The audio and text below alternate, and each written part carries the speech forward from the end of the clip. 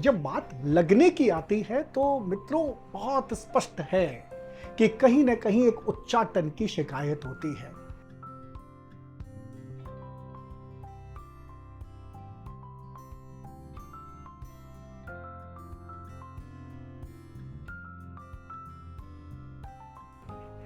दूसरों से दूरी करने की जरूरत नहीं है, अपने आप को स्पेस देने की जरूरत है। आप अपने आप को समय दीजिए, अपने आप को स्पेस दीजिए, तब आपको समझ में आएगा कि वास्तव में आप जिसे गलती समझ रहे हैं।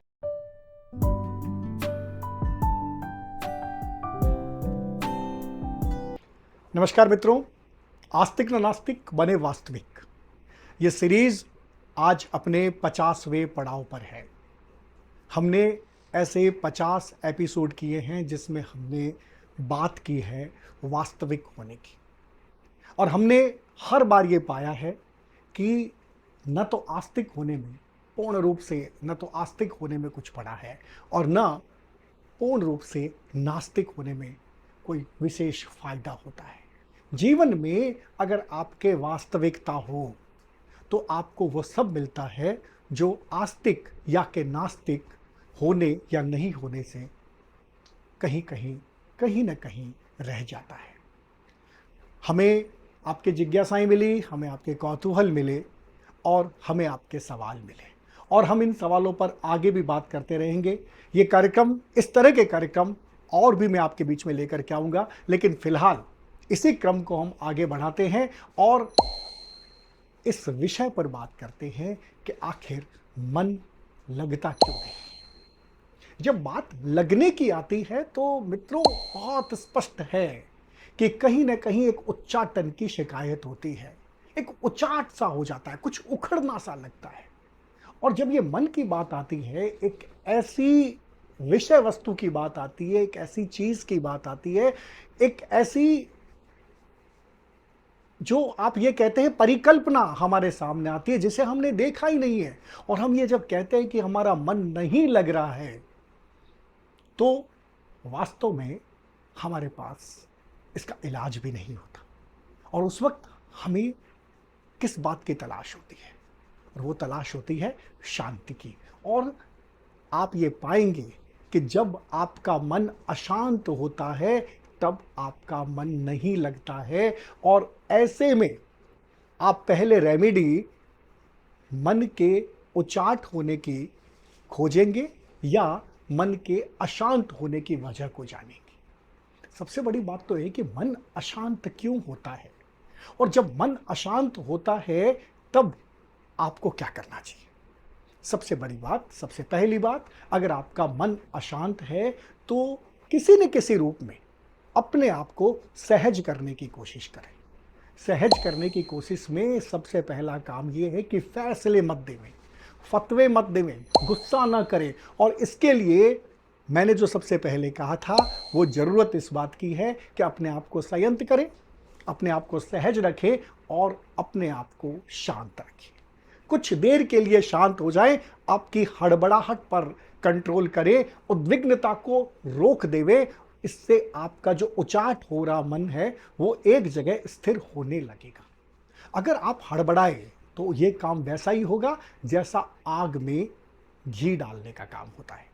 तो मित्रों, सबसे पहले तो बचें इस बात से। अगर आपको लगता है कि आपका मन उचाट हो रहा है, आप उखड़ रहे हैं, आप अशांत हो रहे हैं, या कि कहीं आपका मन नहीं लग रहा है, तो फिर ठीक है, आप मन के इस संकेत को समझें कि ये अभी कहीं लगने को तैयार नहीं है। इसके साथ जबरदस्ती मत करें। मन चंचल है, और मन के साथ अगर आपने जबरदस्ती की तो ये आपके हाथ में नहीं आएगा। तो एक बार मन की करें। हम सभी लोग अपनी मन मर्जी की करते हैं ना, तो कई बार अपने को मन की भी करनी चाहिए। और मन की करने के लिए जरूरी है कि एक बार थमे, रुके, थोड़ा सा धीरज धारण करें। और अगर अपन ने धीरज धारण कर लिया तो फिर उसके बाद में जो होगा वो वही होगा जो आप चाहेंगे, आप करना चाहेंगे। शांति ऐसे ही नहीं मिलेगी। अगर आपको लगे कि एक स्विच ऑफ किया, स्विच ऑन किया, आपको शांति मिल गई, आपको एकांत मिल गया, आपका जो उचाट मन है वो सहज हो गया, ये संभव नहीं है। अगर ऐसा होता तो मित्रों, आज से बहुत वर्षों पहले, अनादिकाल से लोग कंदराओं में नहीं भटकते रहते और उन्हें शांति नहीं मिलती।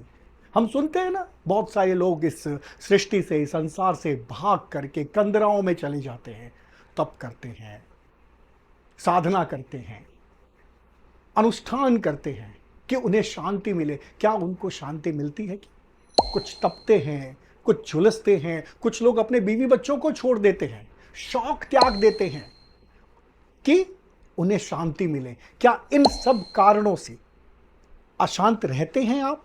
क्या आपको यह लगता है कि आप अपने शौक की वजह से, अपने बीवी बच्चों की वजह से आप अशांत हैं?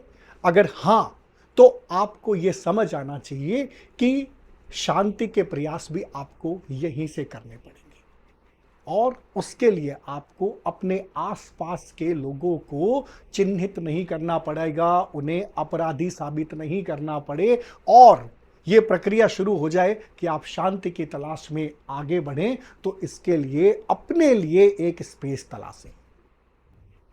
दूसरों से दूरी करने की जरूरत नहीं है, अपने आप को स्पेस देने की जरूरत है।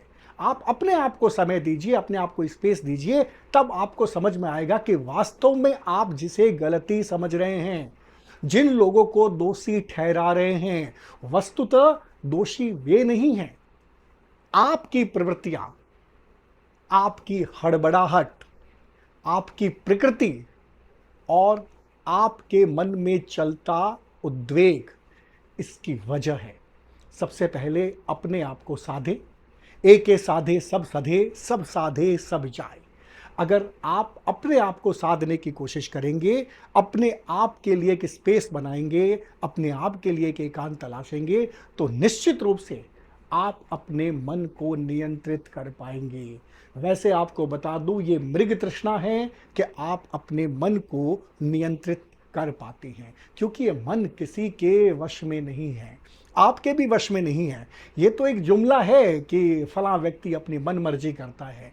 वस्तुतः वो मन मर्जी नहीं करता है, वस्तुतः वो अपने सभी चीजों को विवेक के साथ जोड़ते हुए एक सही निर्णय को सही समय पर लेता है। इसलिए उसकी बात को मन मर्जी कह दिया जाता है। मन मर्जी तभी सार्थक होती है जो वो सही साबित होती है। इसलिए आप अपने मन को नियंत्रित करने का प्रयास करें। निश्चित रूप से आपको जब तक सहजता की साधना सफल नहीं हो जाती है, आप शांत नहीं हो पाएंगे। इसलिए संयत रहने की कोशिश करें, सहज रहने की कोशिश करें, शांत रहने की कोशिश करें। और अगर ये कुछ भी नहीं हो सकता है और जिस वक्त आपको ये पता चल रहा है कि आपका मन उचाट है, कुछ समय के लिए अपने आप को थाम ले, अपने आप को रोक ले। निश्चित रूप से ऐसी स्थिति में भले ही आपका भला न हो, लेकिन बुरा नहीं होगा, नुकसान नहीं होगा। आस्तिक न नास्तिक बने वास्तविक।